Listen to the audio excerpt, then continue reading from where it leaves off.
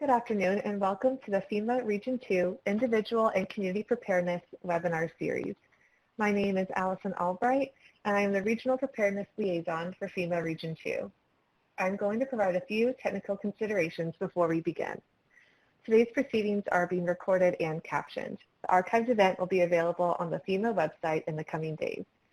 You should hear audio through your computer speakers, so please ensure your volume is turned up so you may hear the proceedings accordingly. In the top right corner, we ask if you'd like to receive news and updates from Region 2, and if so, please enter your email address and we'll be sure to add you to the distribution list. We will have a question and answer session after the presentation concludes. You'll see a Q&A pod in the lower right-hand corner. Please feel free to submit your questions about the subject matter there, and time permitting, we'll do our best to answer them. Finally, the PowerPoint presentation from today will be available for you to download in the file share pod as a PDF. You can click on the file and download it using the download button. With that, I'd like to turn it over to the Region 2 Community Preparedness Officer to start today's proceedings. Good afternoon, everyone. I'm Debbie Casa, the Community Preparedness Officer for FEMA Region 2. On behalf of our team working to strengthen preparedness across New York, New Jersey, Puerto Rico, and the Virgin Islands, I'm thrilled to welcome you to our National Preparedness Month Lunch and Learn series. To kick off the series, on today's webinar, we will get back to basics and talk about steps you can take to keep yourself and your family safe. Every Tuesday in September at noon, we will host speakers from FEMA Region 2's Response, Recovery, Mitigation, and Grants Division. So with that, I am today's speaker, and let's get started. So every time I give a presentation, I like to begin it with FEMA's mission statement and vision, because I feel like a lot of people have heard FEMA or have heard, the Federal Emergency Management Agency, and they think of us as the people that come in to save the day after a disaster. But what a lot of people don't realize is that we are here helping people before, during, and after disasters. So part of what we're doing today, and part of what my division does every day, is to help people be better prepared. And we look to fulfill the administrator's vision for FEMA, which is that we have a prepared and resilient nation. So FEMA has a strategic plan for the 4 years, 2018 to 2022. And I always think it's important to note that the number one goal in this plan, right, there are 3 primary goals with 15 supporting objectives, but goal number 1 is to build a culture of preparedness.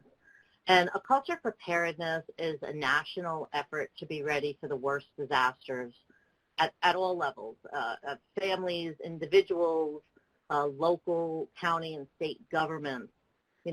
This is a goal that we welcome the whole community to adopt as a priority. Goal 1 really promotes the idea that everyone should be ready when a disaster strikes. People who are prepared will be able to act quickly and decisively in the face of a disaster. And in doing such, they are preventing deaths, injuries, minimizing loss of property, and that allows for a more rapid and efficient recovery. So on this next slide, you'll see there aren't any words, because I believe a picture is worth 1,000 words, right? If that isn't reason enough to prepare what you see on the screen in front of you, I don't know what else is. Emergencies and disasters, they happen quickly and without warning. I know for us in the Northeast, a lot of us, maybe the worst disaster that we're susceptible to are hurricanes, and we do have warning. But there are a lot of other events that we don't have warnings to. And it is possible that first responders may not be able to reach you right away. So we all kind of have to think like a Boy Scout and be prepared. Know that the likelihood that you and your family will recover from an emergency tomorrow really depends on the planning and the preparedness that you do today. So if you are prepared and you have a plan, you will be able to cope and survive during an emergency until help arrives. And I would just say, keep in mind that just because we're in a pandemic, that doesn't mean that we can't have another event impact our lives. So I said we were going to get back to basics today, and these are really the foundation, the most basic steps you can take to preparing yourself and your family. Be informed, make a plan, build a kit, and get involved. And we'll talk a little bit about each of these. And getting involved during a pandemic is still possible. There are volunteer organizations looking for volunteers, even during COVID-19, that can be done safely. So, being prepared. Being prepared is twofold, right? And the first part of that is knowing your hazards. So, where do you live? Where do you go to school? Where do you work? Where do you play and pray, right? Is your home in a flood zone? Do you live near some sort of landmark or a historical or cultural landmark? Or maybe near a tourist magnet? Do you live near a chemical manufacturer or a nuclear power plant? And even if your answer to all of these questions are no, then I want you to think now, well, where do your kids go to school? Where do you work? Where do you worship? You know, are any of those facilities near any of the risks or hazards that I mentioned?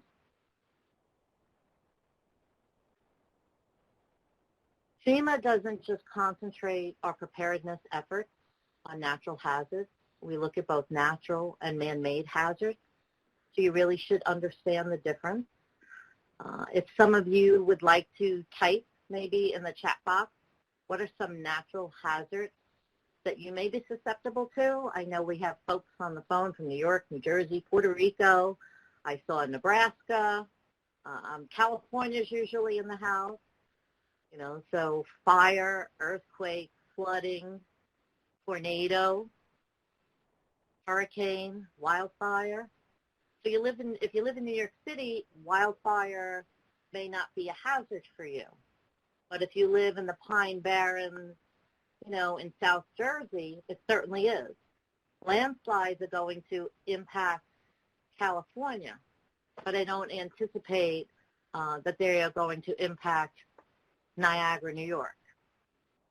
So think about where you live, learn what kind of hazards you're susceptible to, and then understand the difference between natural and man-made. Man-made hazards fall into two buckets. There's accidental hazards and there's intentional hazards. Do you think you can type in the chat box what some accidental hazards might be? Civil disturbance. A lot of us have had to deal with that lately. A hazmat spill. Terrorism does not fall into accidental. Terrorism definitely falls into intentional. Mass casualty, interstate accident, accidental. Oil spills, accidental. Plane crash, usually accidental, right? That wasn't the case during 9/11. So understanding this is the first step in being prepared, being informed. The second part of being informed is knowing where to get reliable information. So social media can be both a blessing and a curse, in my opinion. You need to make sure that you have access to reliable sources of information. When you start getting your information from Facebook, I think you have to take it with a grain of salt, right? I had an incident in my area where, you know, a friend of mine started texting me and saying, oh, you know, the high school near your house is on lockdown because of an active shooter. Not necessarily accurate information. An incident had happened outside of the school in a nearby neighborhood, and, you know, moved to the school, and the school was then locked down, but it was not an active shooter situation.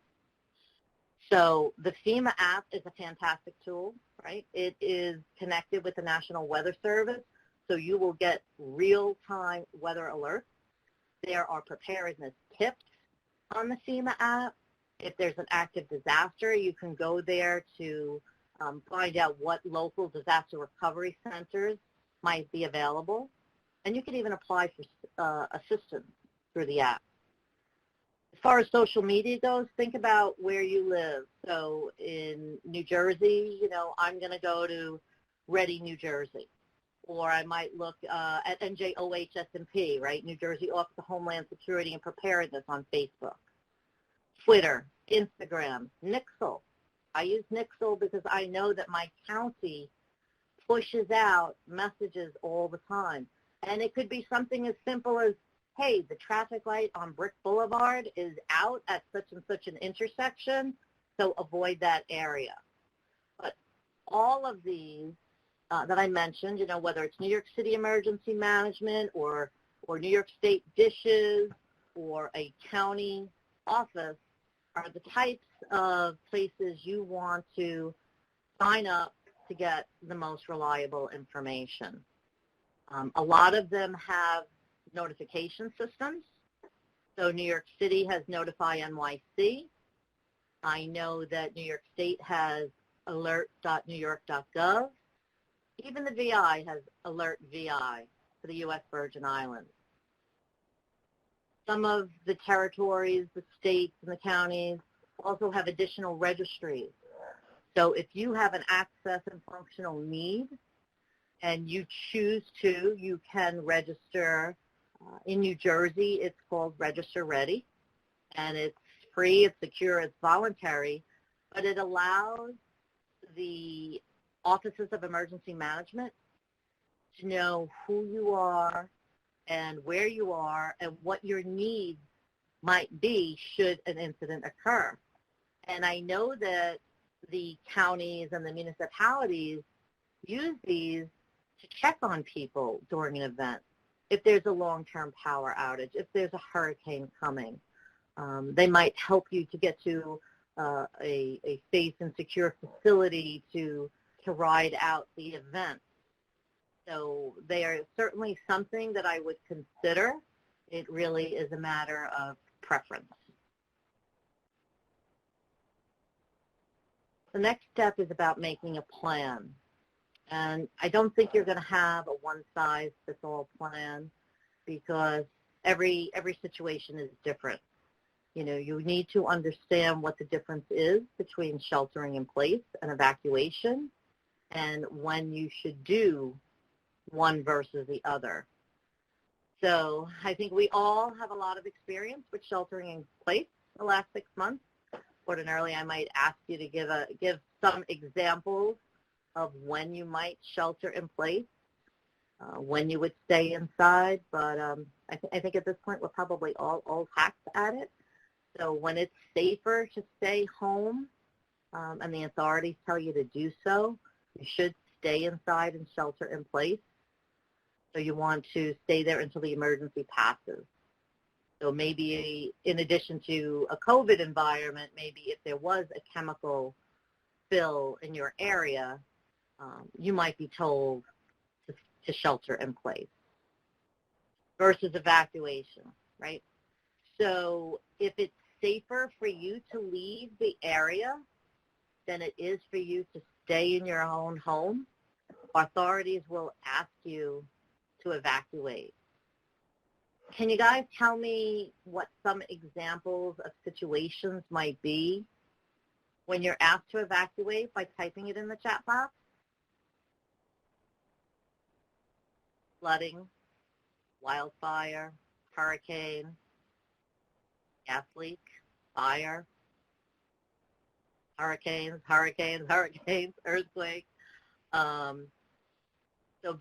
So the only thing I would say is that if you're being asked by the authorities to evacuate, you're being asked because that is the safest thing for you to do. I know a lot of people, and we've had it during Hurricane Sandy, oh, it's not going to affect me. I went through Hurricane Irene or some other event, and I was just fine. If you don't want to do it for yourself, at least do it for the first responders, because if you stay and they have to come back and help you evacuate in a boat or a helicopter or something else, you're putting their lives at risk, and you're taking them away from additional duties that they could be doing. So if you're asked to evacuate, please do. Try and carpool whenever possible. Make sure you're wearing appropriate clothing and sturdy shoes. You're not running out in, pajamas and flip-flops. Grab your go bag. Hopefully it's at the door. Do not leave your pets behind. Lock up your house. And use the evacuation routes that have been published for your area. Coronavirus may have altered your community's plans a little bit, so you should certainly look at what the plans are for your community. If part of your evacuation plan is going to a shelter, know that COVID-19 has changed that. There have been guidelines pushed out by the CDC for group sheltering, but it might be better if you look to a friend or a family member who's outside of your immediate area. Make sure you take things like soap and hand sanitizer, wipes, and your mask. That should all be part of your updated go kit. And maintain the 6 feet distance between you and other people who aren't part of your immediate family. More COVID-19 considerations to consider and to work into your plan.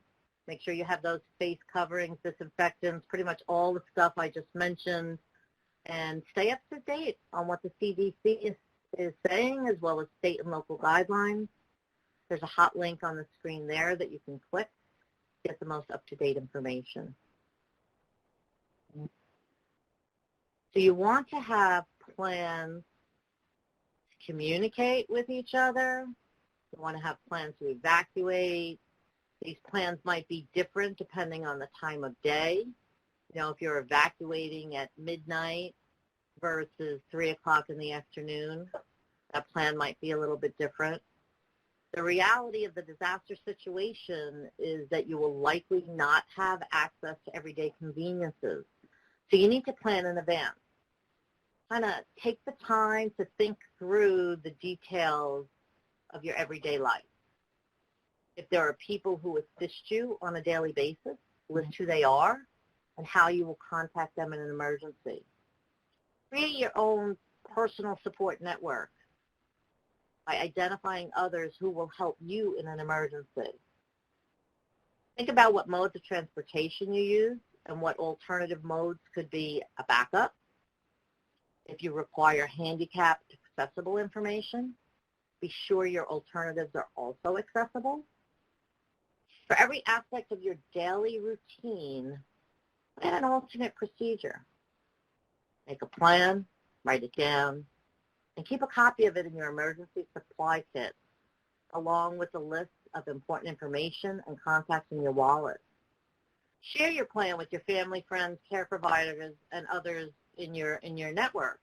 A plan is only as good as if you let other people know about it. It might be, you might have a great plan, but if you're not talking to your spouse or your kids or the people who you're relying on to support you in your plan if you were to evacuate, you might want to let someone know, hey, I'm coming to your house along with my 3 kids, 2 dogs, and a cat. You might want to get their permission on that. I see somebody wrote in the chat box, keep your phone charged. Don't wait. I plug my phone in every night. I don't wait. Keep gas in your gas tank. Keep cash on hand. But a family communication plan is very important. What many of us experienced during 9/11 is that you couldn't place a local call, right? I could not call from Staten Island to New York or from Staten Island to Jersey. because all the phone lines were jammed. So if something were to happen in the middle of a day and you're at work in Manhattan and your husband's at work in Jersey and your kids are at school somewhere else, how will you all communicate with each other? Do you know that text messages go through more often than a phone call? Do you know that the probability of calling, say, Arizona versus the next town or some other out-of-state contact will go through? So my kids and my husband know that if something happens here and we can't reach each other, we're going to call Aunt Lori in Phoenix, okay? Everybody's got that phone number, and we're each going to call and say, hey, I'm here, I'm okay. That's all it needs to be, just so that we all know everyone's safe. That's why it's important to have an out-of-state contact. And as far as evacuation routes, we always recommend that you have 2 different meeting places. You know, one may be near your home. So let's say the event is a fire. So you might say, okay, we're going to meet at, you know, so across from so-and-so's driveway, 3 houses down if there's a local event. But what if you can't get to your street or your neighborhood? Then where are you going to meet? So that's where you want to look to include a meeting place that's outside of your immediate area. And Ready.gov has templates, great resources for making different plans if you have an opportunity to check those out. Financial preparedness was something new to FEMA last year, but it really is true. We need to have cash on hand whenever possible. You know, we've all kind of become creatures of habit with our credit cards and ATM cards, just tapping them. So I put my money in a jar because I can't easily get it out, which might kind of stink in a disaster, but I know I always have cash in my house. But FEMA, the amount of disasters that rise to the level of individual assistance are so few and far between that you really need to get a handle on your finances and make sure that you have flood insurance, make sure that you have money put away. During Sandy, I believe the maximum payout to an individual for a home that was completely devastated was around $29,000. I don't know about you, but I think the only thing I could do with $29,000 is maybe put a porch on my house. That certainly is not going to make you whole. So we all need to take steps now to make sure that we're doing that. And if you've been impacted by Corona and COVID-19, if there's a problem, if you're having problems paying bills or loans, I know that there are a number of options to help. So if you reach out early to lenders or creditors, you know, go to the Consumer Financial Bureau, and there's a lot of great information on their page. I tend to talk a little bit longer than I probably should. I know I'm running out of time. But if you want help organizing your finances, just kind of getting a handle on what you have coming in, what you have going out, FEMA, along with Operation Hope, created this emergency financial first aid kit. And if you go through it, it really gives you the tools to help you kind of organize what you would need if a disaster was to impact you from a financial perspective, different things you can look at. Build a kit, right? That's the fun part. So everybody knows you need to have water and food and a flashlight and batteries. You need to have more than one kit, right? I have a kit in my trunk, I have a kit in my front hallway, and I have a kit in my office drawer. And every one of those kits looks a little bit different. You know, so the kit that's on the 52nd floor of the World Trade Center, that has a good pair of sneakers in it because when I'm going down 52 flights of steps, I want my sneakers, right?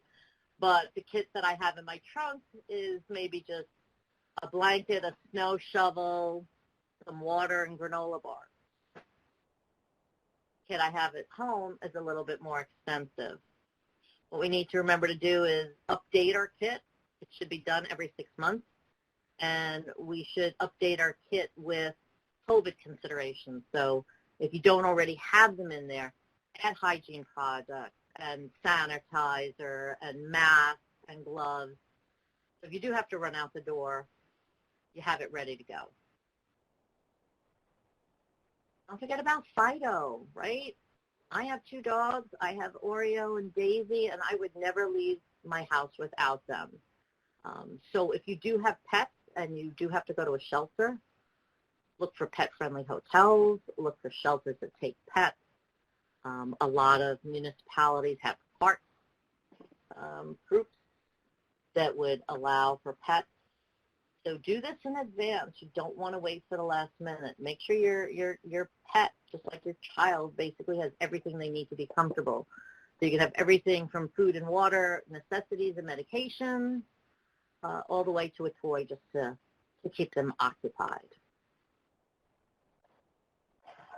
Get involved in your community. It makes a difference. Help your neighbors. These are great programs here. I especially love CERT. The training for CERT is probably the best training I've ever had. I think everybody should take a CERT training class, even if you don't belong to a team. Help yourself, help your family, help your neighbor. Learn some basic first aid. Know how to suppress a fire. Know how to turn off the gas in your house. These are the types of training that CERT gets. They also supplement the local emergency managers. They'll help with traffic control.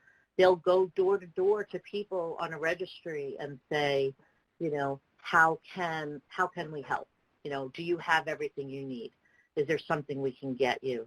They are a terrific resource for the local police and fire departments and EMS. Learn a life skill, right? A lot of us, we're bystanders. At some point in your life, you're going to be in a situation where there's a car accident or a train derailment, or what if it's just in your own home and your child is choking, right?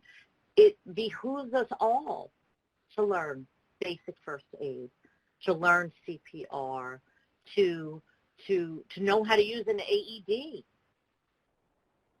FEMA has a great program. It's called Until Help Arrives, and it teaches 5 very simple steps that can help you to save a life. Even teenagers and some younger children have taken this and found it and have, in turn, saved someone's life. All of the training for it's online. We're also looking to do it virtually in the future. We've only done this in person in the past, but I'm hoping that we're able to bring this to you on a virtual platform here on one of our webinars very soon. So I know I kind of ran through the last few slides a little bit quickly. I try to be conscious of everybody's time. So it is 12:29, so 1 minute to spare.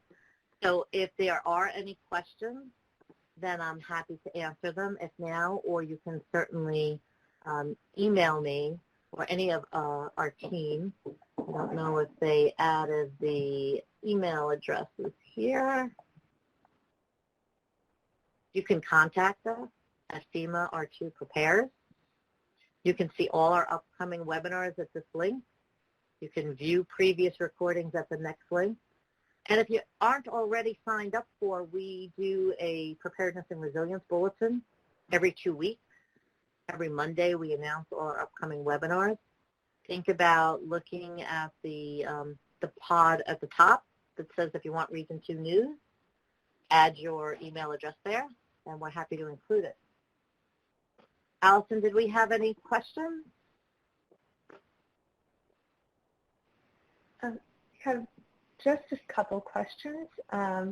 Someone asked how CERT courses are being conducted and promoted during COVID-19. So I know that Hoboken, New Jersey just did a completely virtual CERT training for Teen CERT. And if you're not already a part of, you should look at the NCA. It's a newly formed organization called the National CERT Association. And I've seen a lot of email traffic this week, getting concurrence from all the states to provide virtual CERT classes. Great. And someone else asked how they could get involved with our Neighborhood Watch program. I would reach out to the local OEM, so either at the municipal or the county level. I don't see as many Neighborhood Watch programs as there used to be, and find out whether or not there is a Neighborhood Watch either in their town or in their county that they could get involved with. Great. One last question about where you can find more information about the Until Help Arrives course, and I will definitely go ahead and put the link in the chat. Yeah, if you could put the link in the chat, it's really kind of neat when you go to the web page on FEMA. There are some, I thought they were really cute animated scenarios, you know, about a family in an amusement park. So you might be able to get some younger members of your family involved as well, and kind of based on what you choose you would do determines what the next reaction is, or how the scenario plays out. But all of the training, Until Help Arrives, is not a certificate program. So you could actually take all the training for Until Help Arrives online. And I know we're over on time, but if those are able to stay, we have one more question about if there are any assistance programs to help families build their emergency kits for low-income families.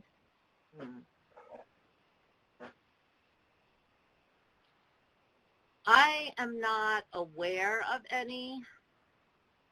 I would think that the local Red Cross might be a good resource.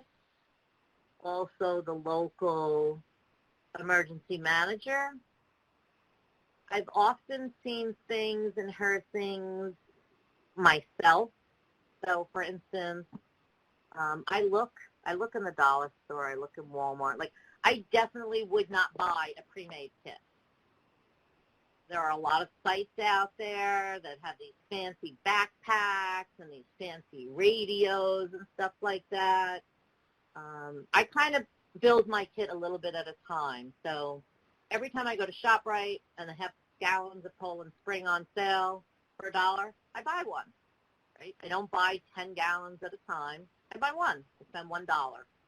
You know, and then the next time I go, if I'm in the dollar store and they have, you know, small personal items, right? You want to have some shampoo, some soap, some hand sanitizer. Pick up a couple of things in the dollar store. Oftentimes, a lot of these preparedness fairs, the Red Cross, I see them handing out personal first aid kits. I save them. I toss them in my kit. I do the same thing with cash.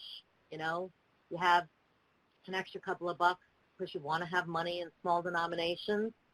Put a couple of dollars aside each time you get paid. You know, so I think that there are a lot of tips that aren't a lot of expensive components to a kit. Probably the most expensive thing that I purchased for my kit was a crank radio, and I got it in Walmart for under 20 bucks. So we're not looking at a heavy lift. And what I'm using as a bag is, you know, string bags that I got for free. So there are definitely ways of creating a kit on a shoestring. So I would like to thank everybody for joining us today. We do have webinars, like I mentioned earlier, every Tuesday in September, where we have a member of FEMA staff from each of our divisions speaking. I hope you will join us for those. In addition to those, we have webinars coming up on pet preparedness tomorrow, FEMA Court next week, along with youth preparedness the following week and financial disaster preparedness. So I hope you will all join us again in the near future, and have a beautiful day. Thanks, everyone. You're free to drop.